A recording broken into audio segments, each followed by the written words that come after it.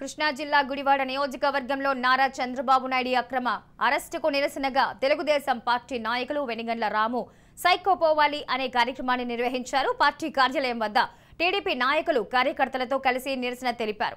Psycho పోవాలి, cycle రావాలి అని సీఎం జగన్ కు వ్యతిరేకంగా నినాదాలు చేస్తూ పాంప్లెట్లు కాల్చేశారు. చంద్రబాబు నాయుడు గారిని విడుదల చేయకపోతే భవిష్యత్తులో మరిన్ని నిరసన కార్యక్రమాలు చేపడతామని వెనిగండ్ల రాము హెచ్చరించారు.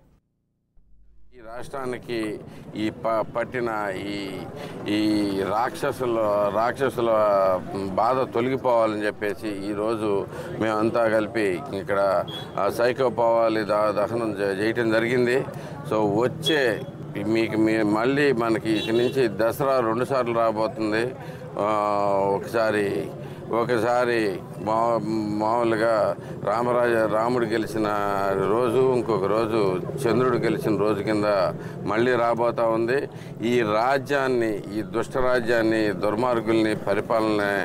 దుర్మార్గ పరిపాలన అంతమొందించడానికి మనం అందరం నడుగట్టి వానర సైన్యంలాగా మనమంతా చంద్రబాబుకు తోడుగా నిలిచి ఈ